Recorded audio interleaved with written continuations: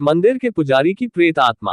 आज मैं बहुत ही खुश हूँ क्योंकि आज पूरे 11 साल बाद अमेरिका से मेरा दोस्त अपनी पढ़ाई पूरी करके वापस लौट रहा है। उसने भौतिक शास्त्र के विषय पर PhD की हुई है। उसका मानना यह है कि दुनिया में जो भी कुछ हो रहा है उसमें कहीं ना कहीं फिजिक्स छुपा हुआ होता है। खैर जो भी हो, पर इस कहानी में ऐसा तो क्या हुआ कि उसकी फिजिक्स भी काम नहीं आई। चलिए आज हम पूरी कहानी बताते हैं।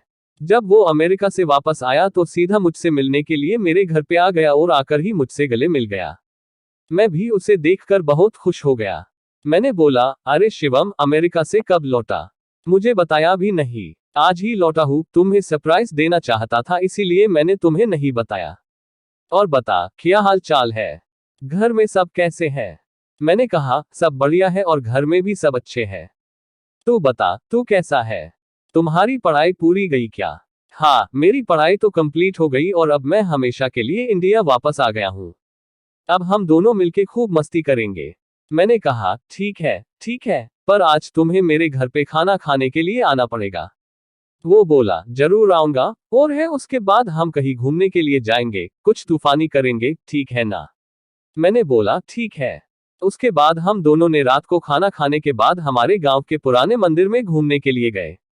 मैंने बोला, शिवम, क्या तुम्हें पता है ये मंदिर बहुत ही ज्यादा प्रचलित है? उसने हैरान होके बोला, ओह, तो ये है तुम्हारा तूफानी अंदाज। क्या यार, तुझे कोई अच्छी जगह नहीं मिली कि तू मुझे यहाँ ले आया?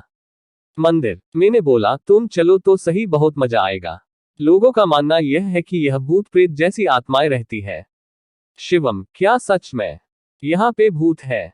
क्या तुम भी मजाक कर रहा हो? मैं नहीं मानता। मैंने बोला, ठीक है, हम दोनों साथ में जाते हैं और पता लगाते हैं कि सच में भूत है कि नहीं। फिर हम दोनों मंदिर के अंदर चले गए। मंदिर काफी बड़ा था और थोड़ा भयानक भी लग रहा था। ऐसा लग रहा था कि कई दिनों से यह साफ सफाई नहीं हुई है। फिर हमने मंदिर के पुजारी से बात की। पंडित जी, हमने सुना है कि यहाँ आसपास कोई भूत का निवास है, क्या ये बात सही है? ये सुनकर वो पुजारी हमको घूरने लगा और बोला, चले जाओ यहाँ से, ये जगह तुम्हारे लिए सही नहीं है। मैंने बोला, क्यों पंडित जी? पंडित जी, आओ मेरे साथ, मैं आपको बताता हूँ। इतना कह के वो हमें एक कमरे में ले गया और हम जैसे ही अंदर गए तो वो पुजारी ने बाहर से उस कमरे को लॉक कर दिया। ये देखकर मैं और मेरा दोस्त शिवम घबरा गए। वहां पे अंदर जाके देखा तो हमारे तो होश ही उड़ गए। वहां उस रूम के अंदर कई सारे कंकड़ और हाड़पिंजर पड़े थे और बहुत ज्यादा गंदी बास आ रही थी। उतने में ही पीछे से दो बड़े और भयानक दिखने वाले आदमी आए। उन्हें देखकर ऐसा लग रहा था कि वो कोई साधारण इंसान नहीं बल्कि मांस और खून पीने वाले नरभक्षी है। ये सब देखकर हम बहुत डर गए। हमने तो मान ही लिया था कि अब हम जिंदा नहीं बचेंगे। फिर उन दोनों ने हमें कस के पकड़ा और हमें एक कोने में गए। फिर हम दोनों बहुत चिल्लाए, बचाओ बचाओ, लेकिन कोई बचाने के लिए नहीं आया। इतने में ही हो पंडित जी एक बड़ी चमत्कारिक तलवार लेकर हमारे रूम में आए। फिर उन तीनों ने रूम में आग लगा के मंत्रोच्चार करना शुरू कर दिया। हमने ये सब देखकर डर के मारे और ज्यादा जोर जोर से चिल्लाने लगे। ठीक उसी समय किसी ने बाहर से हमारे रूम का दरवाजा खटखटाया। दरवाजे की खड़खड़ाहट सुनकर उन तीनों ने रूम की आग बुझा दी और दूसरे कमरे में चले गए। हमने तुरंत ही उठकर उस रूम का दरवाजा खोल दिया। दरवाजे के सामने उस मंदिर के ट्रस्टी और आसपास के रहने वाले लोग खड़े थे। हम कुछ बोले उससे पहले उन लोगों ने हमें धमकाना शुरू कर दिया। तुम दोनों कौन हो? यहाँ मंदिर में चोरी करने के लिए आए हो? सच बताओ वरना हम पुलिस को बुलाएंगे।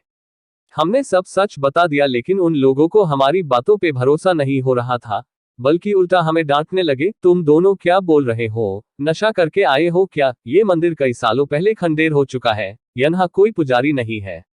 अब चलो यहाँ से वरना हम पुलिस को बुलाएंगे। ये सुनकर हमारे तो होश ही उड़ गए, क्योंकि हमने अभी तक जो देखा वो कई इंसान नहीं बल्कि उनकी प्रेत आत्माएं ही। हम तुरंत ही मंदिर से बाहर निकल गए। बाहर निकलते समय मैंने मंदिर की खिड़की से अंदर देखा तो वो तीनों वहीं पे मौजूद थे और मुझे देखकर हंस रहे थे। मैं और मेरा दोस्त तुरंत बाइक लेके घर पहुंच गए। आज भी मैं उसके बारे में सोचता हूं तो भी मेरा हृदय डर के मारे कांपने लगता है। आपको ये कहानी कैसी लगी नीचे कमेंट करके हमें जरूर बताइएगा। अगर आपको ये कहानी पसंद आई हो तो अपने दोस्तों के साथ जरूर शेयर करें और ऐसी ही प्यारी कहानियां सुनने के लिए हमारे YouTube चैनल से जुड़े।